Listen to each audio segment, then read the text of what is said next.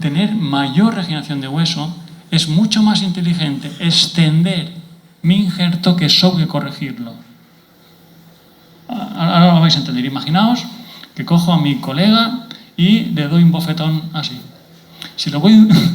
No te lo voy a dar. Ahora, bueno, va a ser cuando vuelva. Si le doy un bofetón así, la fuerza va a ser la misma. Si le doy así, que es que cojo el dedo y le doy así. ¿Qué le va a hacer más daño? Le va a hacer más daño cuanto más delgado sea el objeto que le pega.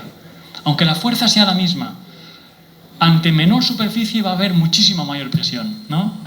Por tanto, si yo quiero regenerar una zona y dedico esfuerzos a sobrecorregirlo, cuanto más corrija, mayor presión va a recibir, porque la fuerza del labio, la fuerza de la lengua va a ser más alta. Por tanto, mayor presión, menor angiogenia, menor formación de vasos y mayor lisis de hueso, mayor pérdida de hueso. Por tanto, en vez de utilizar el material para corregirlo, extiéndelo. Si yo extiendo todo el material, voy a tener mayor superficie, por tanto, a mayor superficie, menor presión va a recibir la zona. ¿Entendéis la idea? No sobrecorrijamos, sobreextendamos nuestras regeneraciones. Esto llevo haciéndolo 21 años, haciendo un concepto de cirugía reconstructiva del maxilar. No hago un injerto solo de esta zona, reconstruyo todo el maxilar. ¿De acuerdo? Entonces, esto es lo que os decía. Ante la misma fuerza, la presión que va a recibir va a ser mucho mayor cuanto más baja sea la superficie. Entonces, fijaos, cuando hacemos regeneraciones, lo que hacemos es extendemos a toda la zona, llegamos hasta fosa nasal y reconstruimos absolutamente todo, pero no una sobrecorrección, sino extendemos toda nuestra regeneración. ¿De acuerdo? Fijaos, el concepto es que nosotros, con tejidos duros, no podemos sobrecorregir. La naturaleza no corrige con tejidos duros, la naturaleza sobrecorrige con tejidos blandos. ¿De acuerdo? Entonces, eso que hace la naturaleza, nosotros lo imitamos, y también, si queremos ir fuera del contorno óseo, lo hacemos a expensas de tejidos blandos. ¿Entendéis? Por eso, mi sentido es, intento sobreextender mi regeneración ósea y sobrecorregir mis tejidos blandos. ¿Se ha entendido? No intento sobrecorregir los tejidos blandos, los tejidos duros, para que después no tiene ningún sentido biológico. Cuanto más me escape y más me exponga a la presión, mayor pérdida voy a tener y menor aporte vascular, por tanto, menor formación de hueso. Entonces, ¿se ha entendido hasta ahora? Sí. Vale. Esto me lo voy a saltar, Esto me lo voy a saltar. Porque si no, no vamos a llegar.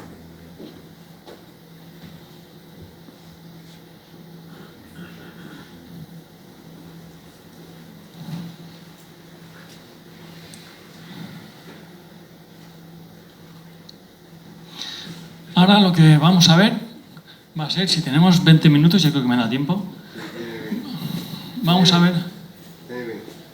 ver el protocolo de actuación ante todos los tipos de defectos. Entonces, por respeto a un italiano a todos los italianos, de hecho, me parece que por respeto a un italiano que fue como pionero en el campo de la regeneración de hueso, que es Carlo Tinti, voy a utilizar su clasificación para los defectos que tienen que ver con los implantes dentales. ¿De acuerdo? Entonces, lo que os voy a contar ahora es la filosofía que gobierna mi práctica diaria. Yo lo hago todo basado en estos dos principios, en estos dos pilares fundamentales. Por una parte, respeto riguroso a las normas de la biología.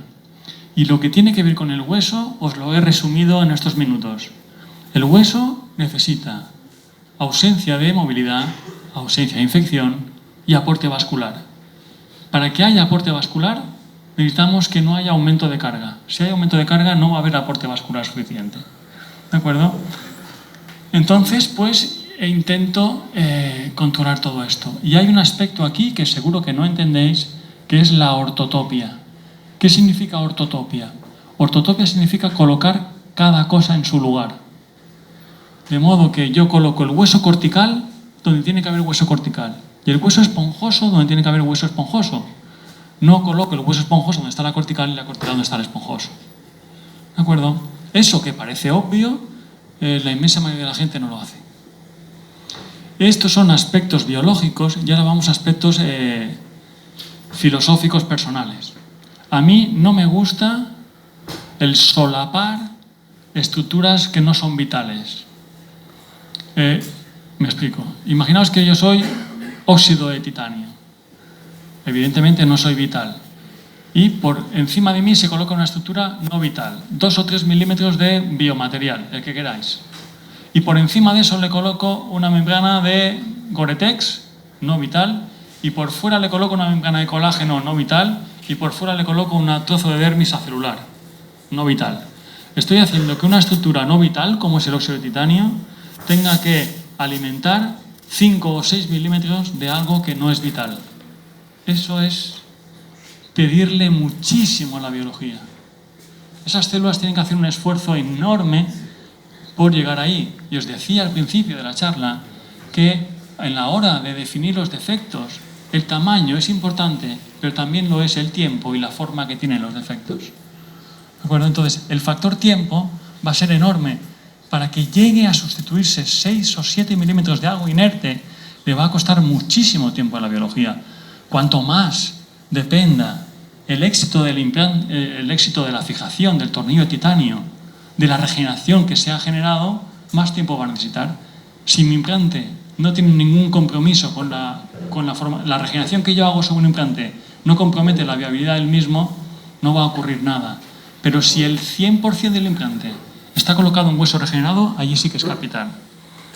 Yo os decía, llevo 21 años en esto y ahora vamos a lanzar un artículo, ya está aceptado por Yomi, al respecto de 10 años de seguimiento con más de 100 implantes colocados 100% en hueso regenerado.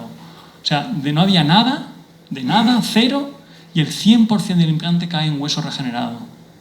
Y ahí vamos a ver si realmente ese implante se comporta bien y la regeneración va bien. ¿Entendéis? Eso es realmente poner a prueba la viabilidad de la regeneración. No que el 5% del implante esté en hueso regenerado, es el 100% del implante en hueso regenerado. Si ese implante funciona durante 10 años, eso es hueso y se ha comportado como hueso. ¿Vale?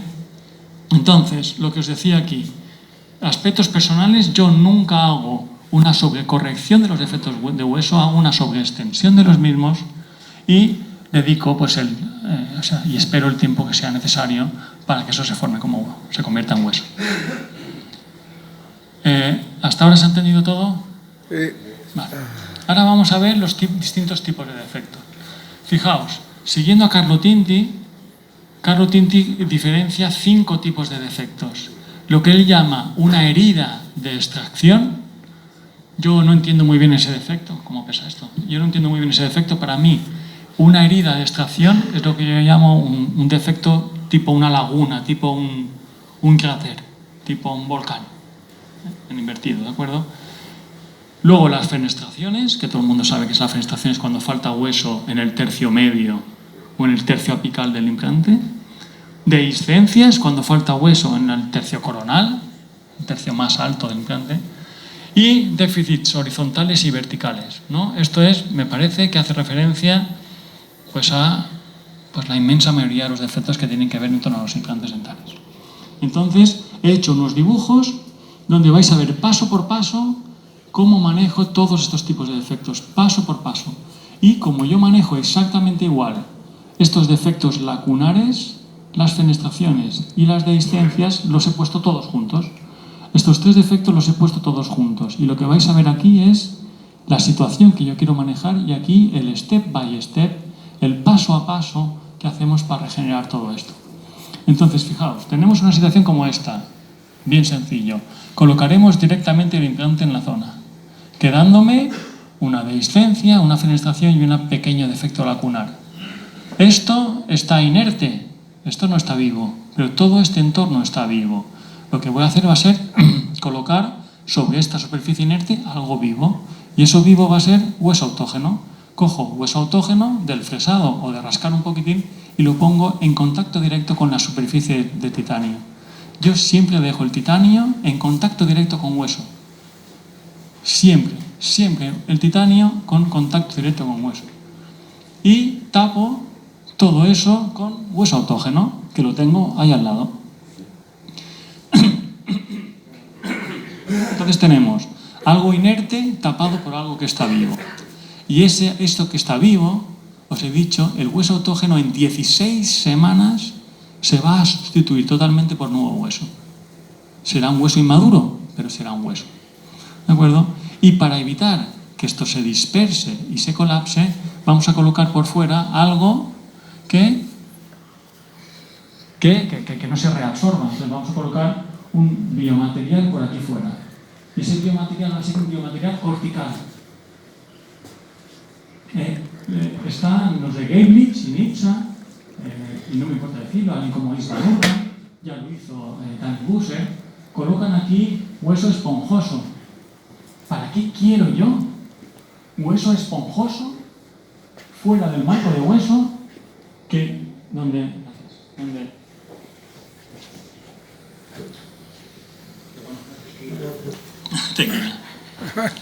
donde durante muchísimos años se nos ha enseñado a poner aquí bios? ¿Para qué quiero yo hueso esponjoso que tiene pinchos, espículas y agujeros? ¿Para qué quiero yo ahí espículas y agujeros? Lo único que va a hacer el bios va a ser, si perfora el biotipo, y es fácil que lo haga porque tiene espículas muy agudas, por tanto va a haber mucha presión, se va a perforar.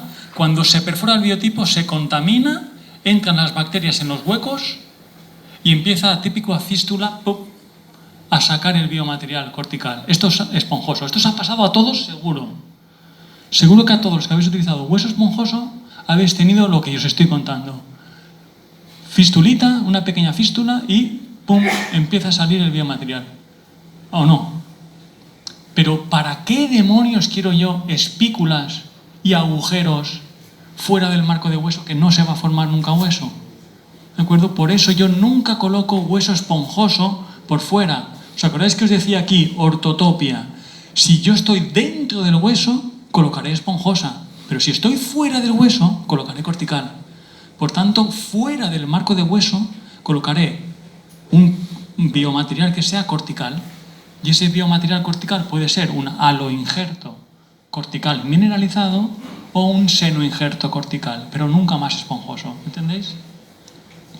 Después, yo hago esto y tapo eso con colágeno nativo, una membrana de colágeno nativo, porque solo va a hacer falta que esté durante 16 semanas actuando para que el hueso autógeno que yo he puesto de abajo se forme nuevo hueso. Por eso os ponía aquí abajo el tiempo, o sea, no solapo estructuras inertes y colocaba el tiempo necesario. Si yo coloco hueso autógeno, que tarda 16 semanas en sustituirse, y lo tapo con una membrana que tarda 16 semanas en reabsorberse, cuando se haya reabsorbido la membrana de colágeno, el hueso ya se va formando hueso. ¿Entendéis? Pero si utilizo un biomaterial que tarda 9 meses y lo tapo con colágeno nativo, que a los 3 meses ya ha desaparecido, va a estar 6 meses invadiéndose por tejido conectivo. ¿O no? Entonces no le veo ningún sentido biológico a solapar estructuras que no son vitales, a colocar un hueso que no tiene el sentido biológico de estar allí y encima a taparlo con una membrana que no va a durar el tiempo que necesita el material para ser sustituido. Entonces no le veo ningún sentido. Y os voy a poner un ejemplo al respecto de eso. Los casos que he seleccionado son todos casos importantes, son todos casos severos, que estoy seguro que la inmensa mayoría de los que estáis aquí no vais a manejar casos así. Entonces, si mi protocolo lleva 21 años funcionando en escenarios como los que vais a ver, os aseguro que funciona. Mirad esta paciente. Esta es una paciente que le hacemos una hemimaxilectomía para salvarle la vida. A este paciente le salvamos la vida, tenía un carcinoma epidermoide en el seno maxilar izquierdo.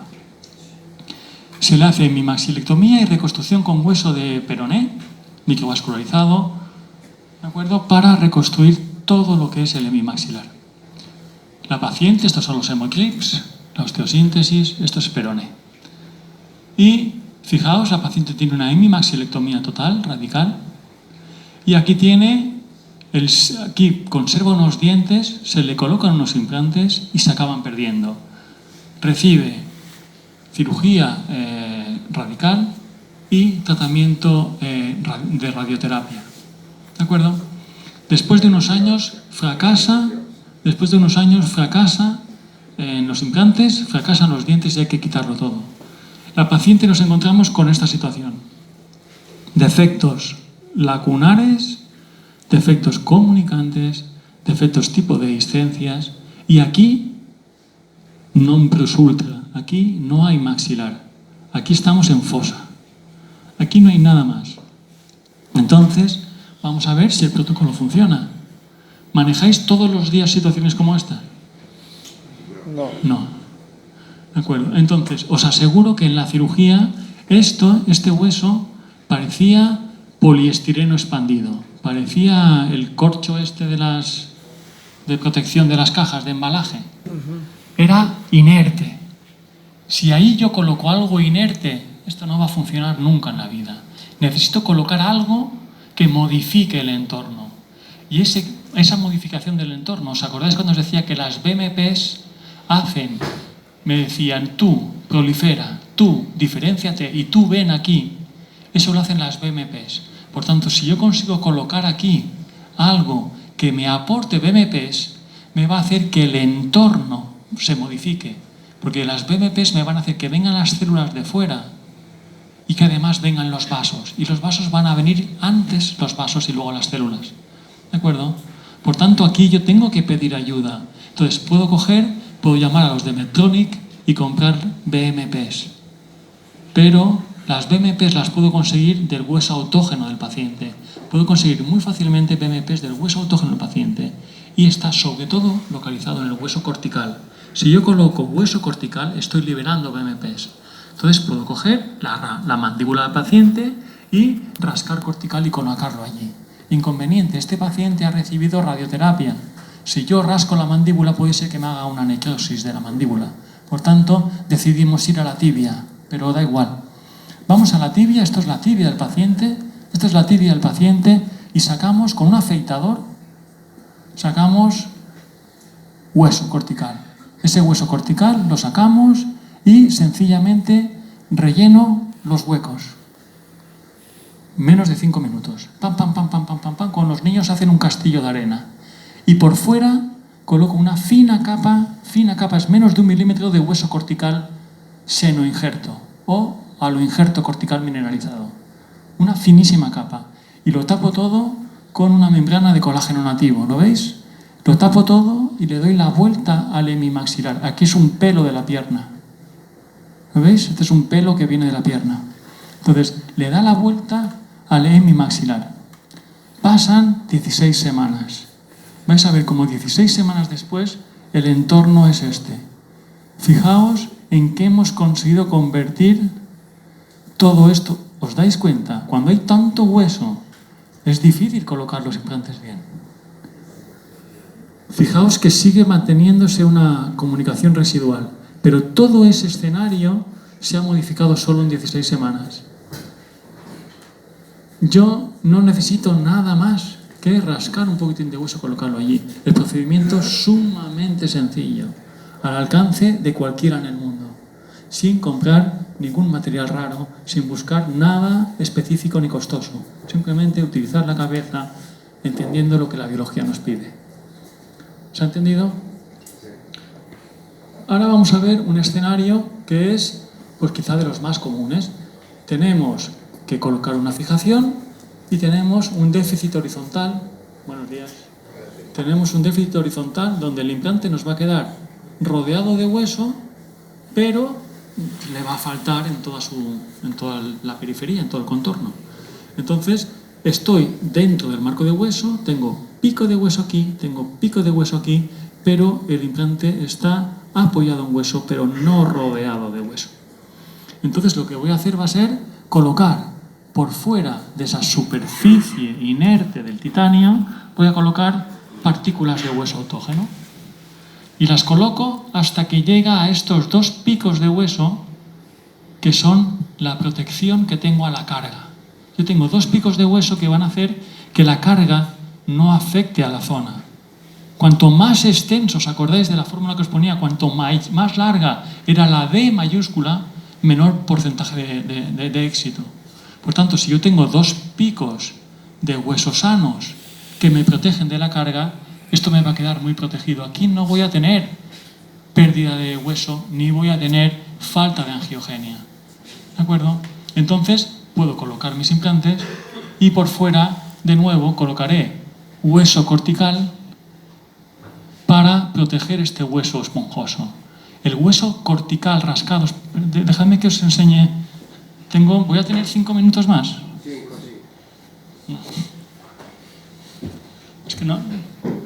Es que os he preparado una animación. Esta animación. Quiero que veáis esta animación. Quiero que veáis esta animación, si no, no vais a entender nada. En este artículo de Saulacis, lo que hace es lo siguiente. Saulacis en este artículo compara distintos métodos para obtener hueso. Y básicamente se da cuenta de que el método más eficaz es o bien afeitar el hueso con un afeitador de hueso, o bien cosecharlo y meterlo en un bone mill, en un molinillo de hueso. ¿De acuerdo? Entonces, estos somos nosotros sacando hueso de tibia. Lo hacemos igual de calota, lo hacemos igual de rama, lo hacemos igual de cualquier sitio. Y lo que quiero que veáis es, como tenemos un afeitador... Perdón. A ver, tendréis que correr. ¿Veis cómo estamos sencillamente rascando? Esto lo hacéis igual de bien vosotros que yo en 1 minuto de formación. Es así. Y mejor ir cambiando un poco, porque si no dejas como ranuras. Es todo lo que tenéis que saber. Lo que quiero que os quedéis es con esta animación. Cuando yo afeito el hueso, saco lo siguiente. Saco volutas, no sé cómo se dice en italiano, como rizos, como espirales. Sí, espirales. Y esas espirales, pese a que sean de hueso cortical, el comportamiento es como si fuera hueso esponjoso, porque va a contener oquedades. ¿Entendéis lo que os quiero decir? Por tanto, en este artículo Saulacis viene a dar sentido a lo que llevo haciendo durante tantos años, que es a comparar el hueso cortical afeitado como si fuera un hueso esponjoso. ¿Se ha entendido esto? Sí. Entonces, cuando yo digo que coloco el hueso autógeno en los defectos, realmente estoy colocando estas espirales de hueso que van a contener oquedades que van a dejar espacio a las células. Entonces, ¿dónde estás? Entonces estamos en esta situación. Tenemos un defecto donde tengo unos picos de hueso que van a proteger mi regeneración. Yo puedo colocar el implante, voy a colocar en el interior, voy a colocar como un hueso esponjoso, ¿no? Pues cojo, y que esté vivo, pues cojo, afeito hueso cortical y lo coloco en su interior. Ya tengo inerte con vivo. Y esto es esponjoso, no es esponjoso, es cortical rascada que se comporta como si fuera esponjoso. Y por fuera voy a colocar un hueso cortical. Pues voy a colocar un hueso cortical que tenga mineral, que no se reabsorba y que me contenga esa presión. Y por fuera le voy a colocar una membrana de colágeno nativo. ¿Por qué coloco colágeno nativo? Porque esto va a durar suficientes semanas para que este hueso de aquí se sustituya por nuevo hueso. Pero no el tiempo suficiente como para que este se sustituya por nuevo hueso. Porque de hecho no lo va a hacer nunca en la vida. ¿Entendéis? Entonces, ¿para qué quiero coger y hacer una combinación? Muchísima gente en el mundo hace lo que yo llamo la sopa. Coge y pone 50-50, 20-80, 30-30, 30-30 no, 30-70. Yo separo las partes, porque lo que quiero es que sé que esta barrera va a dar tiempo suficiente como para que todo esto se sustituya por un nuevo hueso. Si pongo una parte, no sé qué parte lo va a hacer, qué parte no lo va a hacer. Sé que cuando se vaya la barrera, se va a invadir el tejido conectivo. Si, claro, en este caso, mi regeneración no es fundamental para el éxito del implante, no va a pasar nada. Pero si mi regeneración hace que el 100% del implante esté en zona regenerada, o me va la regeneración o el implante me fracasa, ¿o no? Entonces, luego colocaremos un injerto de tejido conectivo si tiene un biotipo fino. Si el biotipo es normal, no hace falta. Entonces, fijaos, esto es vivo, inerte, semipermeable, vivo. Esto es inerte, vivo, inerte, semipermeable, vivo. No coloco inerte, inerte, inerte, inerte. ¿De acuerdo? Y ahora vamos a ver un caso sencillo. Este es un paciente que le retiramos un segundo premolar totalmente incluido en horizontal. Hacemos cigomáticos en maxilar superior, carga inmediata y carga inmediata inferior. Pero tenía el premolar que llegaba del canino hasta el 5. Hacemos una transposición del dentario para poder colocar un implante. Este implante son 18 milímetros de implante. Está solo, hay aquí 2 milímetros de estabilidad. El resto todo es aire. ¿Colocáis muchos implantes en vuestra día así? ¿Colocáis muchos implantes que digas tienen 16 milímetros de no hueso? Donde aquí la regeneración va a ser fundamental para que esto funcione. Entonces colocamos un poco de hueso autógeno puro, 100% en torno al implante, 100% hueso autógeno. Por fuera una fina capa de xenógeno o cortical mineralizada y una membrana de colágeno nativo. Pasan 16 semanas y está todo recubierto de hueso, hasta por encima del tornillo que tengo que quitar para poder colocar un pilar. José, le dije, hazme los pilares rosas. Y José me hizo los pilares rosas, porque yo quiero que mis encías estén atravesadas por algo rosa. ¿Qué sentido tiene que sigamos utilizando los implantes tipo lo que describieron los de Nobel? Implantes color metal, pilares color metal, para atravesar lo que es rosa. Yo no quiero jamás en mi vida volver a ver un cáncer epitelial que no sea de color rosa. ¿Entendéis? Le dije, José, tienen que ser rosa. José, a la siguiente semana me envió los pilares rosas. Como el color de mis calzoncillos. ¿De acuerdo? Entonces, vamos a situaciones más demandantes. Tengo una zona donde los picos de protección del hueso están más alejados.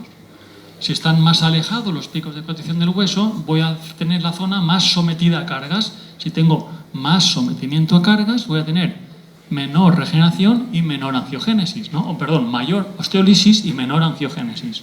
¿De acuerdo? Entonces, cuanto más extenso sea la zona, más dependeré de colocar algo rígido para que eso no se colapse. ¿De acuerdo? Entonces, aquí yo me decanto por las láminas corticales. Entonces, cuanto más extenso es el defecto, más voy a hacer exactamente lo mismo. Voy a colocar hueso cortical rascado como si fuera esponjosa y una fina lámina cortical por fuera. Esa lámina cortical no se tiene que poder deformar. Si se deforma la lámina cortical, va a haber un colapso, va a haber presión, no va a haber angiogenia, va a haber remodelación. Yo quiero que esa lámina cortical no se deforme. Por tanto, las únicas técnicas que son exitosas para la regeneración de hueso, cuando estamos en zonas expuestas a un aumento de carga, es la interposición de estructuras rígidas que no se deforman. ¿De acuerdo? Entonces, esto se puede hacer con láminas corticales, se puede hacer con mallas de titanio, se puede hacer con estructuras como refuerzos metálicos de titanio en una membrana de Gore-Tex. ¿De acuerdo? ¿Cuál es el enorme inconveniente de las mallas de titanio y las membranas de Gore-Tex con un armazón de titanio? Como ni las mallas ni las membranas contienen osteocitos, no responden al aumento de carga retirándose. Por eso, cuando nosotros utilizamos láminas corticales que tienen osteocitos, cuando hay un aumento de presión, reaccionan remodelándose y van evitando que se expongan. Por eso, cuando tú utilizas técnicas de láminas corticales, no tienes exposiciones mediatas o tardías. Si tienes unas exposiciones en los primeros 15-20 días. Mientras que cuando utilizas algo que no contiene osteocitos, como es el titanio o como es el Gore-Tex, Nunca tiene esa protección y puedes tener exposiciones a los 6 semanas, 8 semanas, 10 semanas, 12 semanas, 14 semanas, 16 semanas, 25 semanas, 35 semanas. Y eso te fuerza a estar encima del paciente constantemente revisando eso. Mientras que si yo coloco algo que tiene osteocitos, en cuanto estos vivan, van a reaccionar al aumento de carga paulatinamente reabsorbiéndose. La osteolisis